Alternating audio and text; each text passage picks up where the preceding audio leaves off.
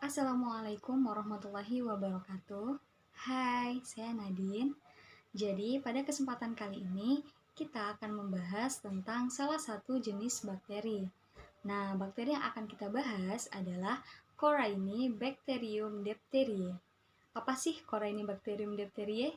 Yuk kita bahas sama-sama. Corynebacterium diphtheriae merupakan salah satu jenis bakteri yang menyebabkan penyakit difteri. Penamaan bakteri ini berasal dari bahasa Yunani, yaitu koraini yang berarti kelompok dan diphtheriae yang berarti kulit.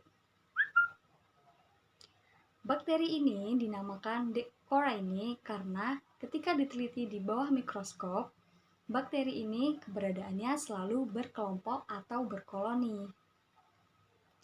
Corynebacterium diphtheriae atau yang biasa disingkat dengan C. diphtheriae mempunyai 4 subspesies utama, yaitu yang pertama adalah C. diphtheriae mitis, yang kedua adalah C. diphtheriae intermedius, yang ketiga adalah C. diphtheriae gravis, dan yang keempat adalah C. diphtheriae belvanti.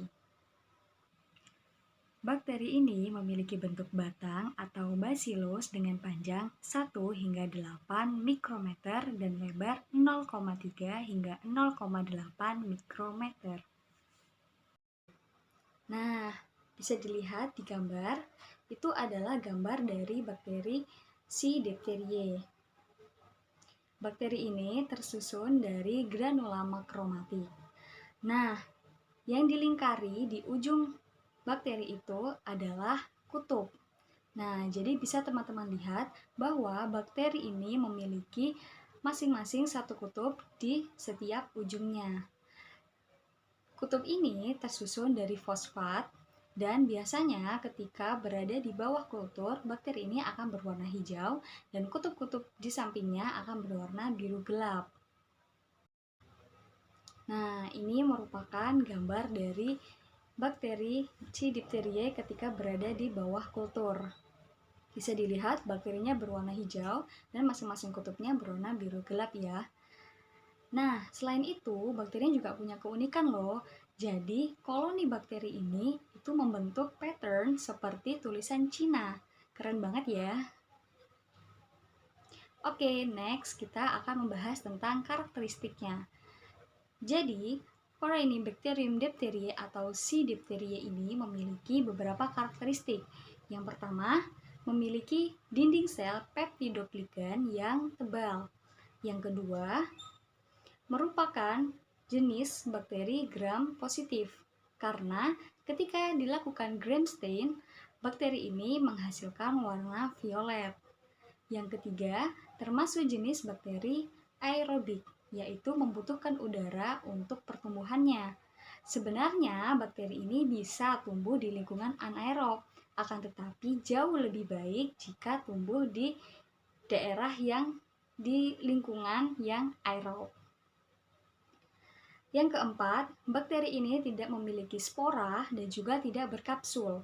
Dan yang kelima, bakteri ini tidak dapat bergerak karena memang bakteri ini tidak memiliki alat gerak. Nah, bakteri ini juga biasa disebut dengan bakteri yang rewel. Kenapa sih kok bisa rewel?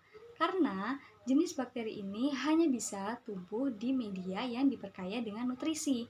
Dan media yang paling umum digunakan adalah cystine telluride blood agar. Nah, agar ini adalah agar jenis yang mengandung kalium tellurid.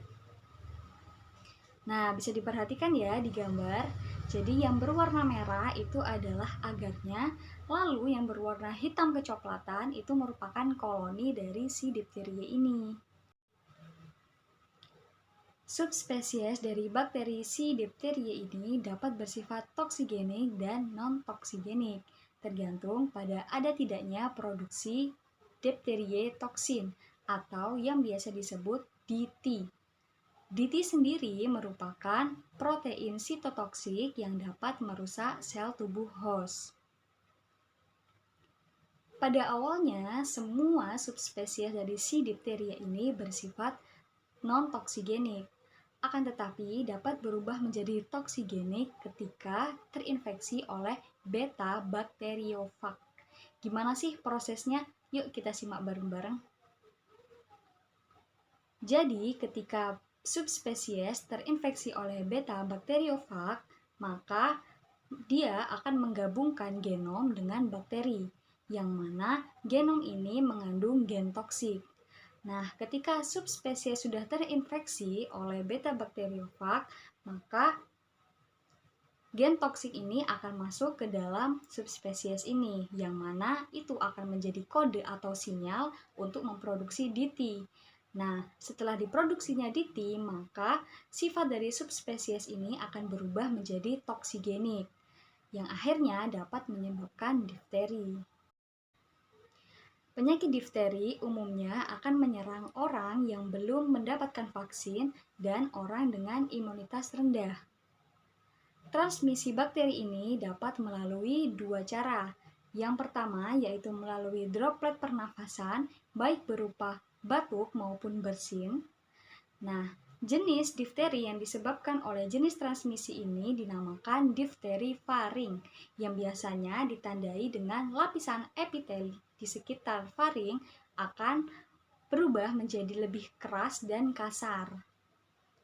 Cara yang kedua adalah dapat masuk ke dalam tubuh melalui lesi atau borok terbuka yang berada di kulit. Nah, jenis difteri yang disebabkan oleh jenis transmisi ini dinamakan cutaneous diphtheria atau yang biasa disebut difteri kulit.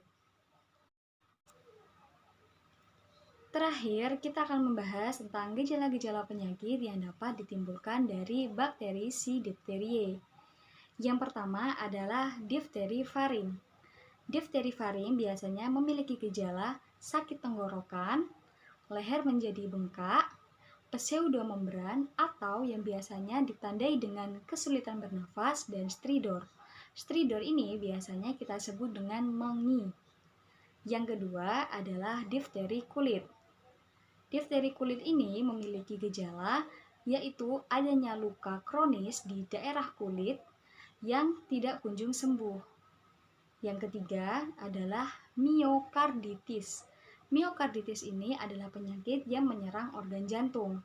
Nah, gejala yang biasanya timbul adalah yang pertama aritmia, yaitu adanya ketidaknormalan pada irama detak jantung. Biasanya detak jantung akan menjadi lebih cepat atau lebih lambat dan tidak beraturan.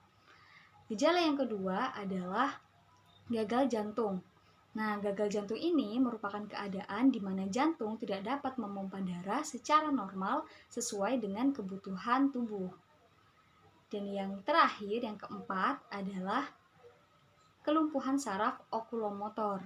Saraf okulomotor merupakan saraf yang bertugas untuk mengatur tentang gerak sadar dari bola mata kita.